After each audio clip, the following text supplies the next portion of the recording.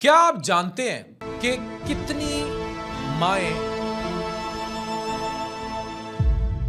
मां बनने के अमल के दौरान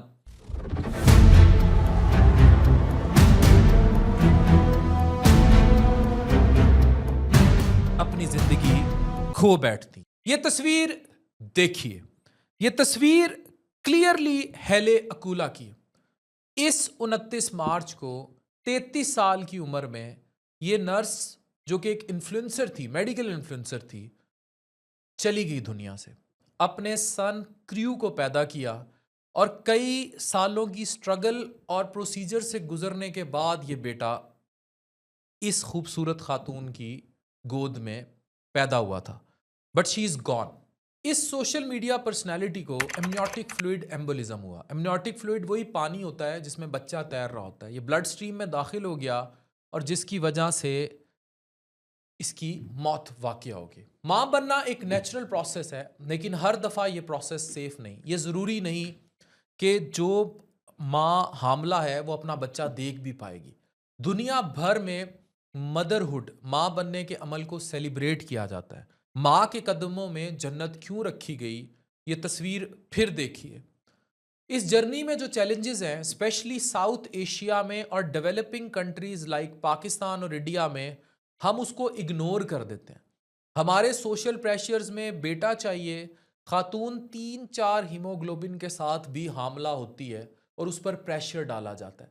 हेले कूला का केस दुनिया को याद दिलाता है कि मॉडर्न हेल्थ केयर और मेडिकल नॉलेज के बावजूद चाइल्ड बर्थ अब भी एक हाई रिस्क प्रोसेस है। हेले एक ट्रेन नर्स और इन्फ्लुएंसर है। इसने अपनी जान दे दी। प्रेगनेंसी के लिए 2 साल मुमकिन और इससे भी ज़्यादा स्ट्रगल कर रही थी। फाइनली माँ बनी, क्रू पैदा हुआ और दुनिया से चली गई। ये सिर्फ एक इंडिविजुअल स्टोरी नहीं, एक ग्लोबल हेल्थ इशू है। अगर एक डेवलपिंग दुनिया में ये स्टैट्स कंपेयर किए जाएं डेवलप्ड दुनिया से, जहाँ की बासी हेले थी, तो आपको हौलनाकियाँ सामने आएंगी। यहाँ बैलगाड़ियों पर डिलीवरियाँ, सड़क पर डिलीवरियाँ, खेतों में डिलीवरियाँ, दाइयाँ माइयों के जरिए किए गए हशर, फेक गायनी क्लिनिक्स और ऐसा डाटा जो हौलनाक है। वो चीज़ जो शायद जानवरों की दुनिया में भी नहीं होती, वो आपको इंडिया और पाकिस्तान में मिलेगी। पाकिस्तान की बात करें तो यहाँ सिचुएशन बदतरीन है। Maternal mortality ratio MMR Pakistan में ऑलमोस्ट 186 डेथ्स पर 1000 लाइव बर्थ्स हैं। यानी कि आसान अल्फाज में हर 2 से 3 मिनट में एक औरत हमल की वजह से या डिलीवरी या उससे रिलेटेड कॉम्प्लिकेशंस की वजह से दुनिया से चली जाती है। वेस्ट में ये रेशो बहुत कम ना होने के बराबर है। बहुत सारी खवातीन बड़े फख्र से आके कहती हैं कि हमने किसी गायनी की डॉक्टर को नहीं रखा हुआ, हम खुद देख रही हैं, चौथा तो बच्चा है, तीसरा तो बच्चा है। मर सकती हैं आप। You need to take care of you. Urban areas में एक्सेस टू केयर फिर मौजूद है, यानी कि शहरों में, लेकिन देहातों में ट्रेन बर्थ अटेंडेंट्स की कमी है। LHVs, दाइयाँ माइयाँ, इवन बगैर डिग्री के, फिर उससे रिलेटेड जो कॉम्प्लिकेशन, जो हेपेटाइटिस बी का आगे चले जाना, इवन HIV तक ट्रांसमिट्स हो जाना, ये सब हमारे गांव देहातों में हो रहा है। Delay in transportation, basic medical facilities का ना होना, ये कई गुना कॉम्प्लिकेशंस को बढ़ा देता है। ज़्यादातर जो अमवात पाकिस्तान में हो रही हैं या इंडिया में, वो प्रिवेंटेबल है, लेकिन आगाही की कमी है और बहुत सारी जगहों पर वुमेन की सेहत, औरत की सेहत प्रायोरिटाइज की ही नहीं जाती। मगर प्रॉब्लम्स, याद रखिए, सिर्फ गवर्नमेंट की सतह पर नहीं है, मौशरती सतह पर है।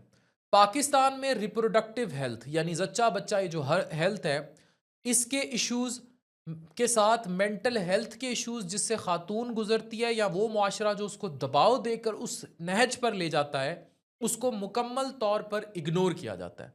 पोस्टपार्टम डिप्रेशन, बच्चा पैदा करने के बाद बदतरीन किस्म की मायूसी, डिप्रेशन का शिकार 20 से 30% तक है पाकिस्तान इंडिया में।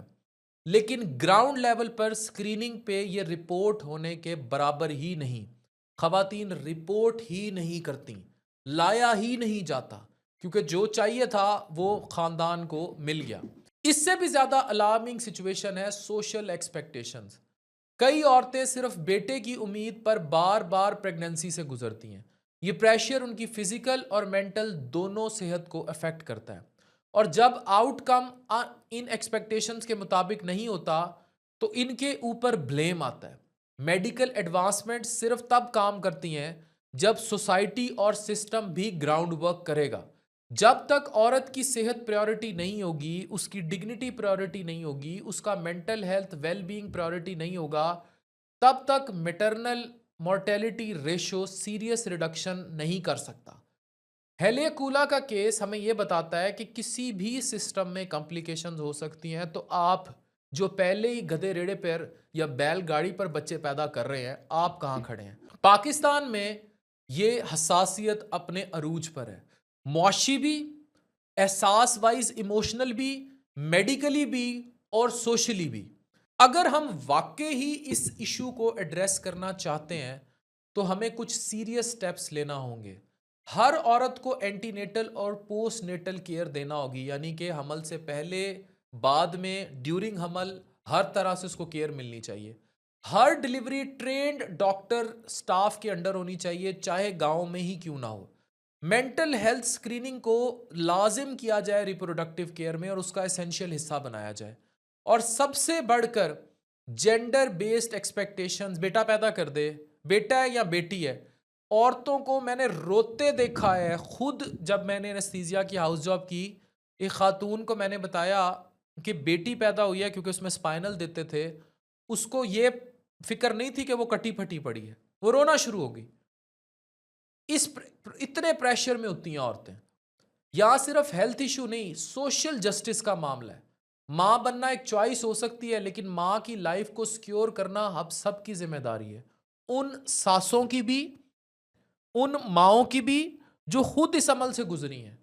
अगर अल्लाह आपको बेटा ना देता तो आप ये प्रेशर कैसे हैंडल करती? इसका जवाब जरूर दीजिएगा कमेंट्स में। डॉक्टर अफान कैसर, साइनिंग ऑफ।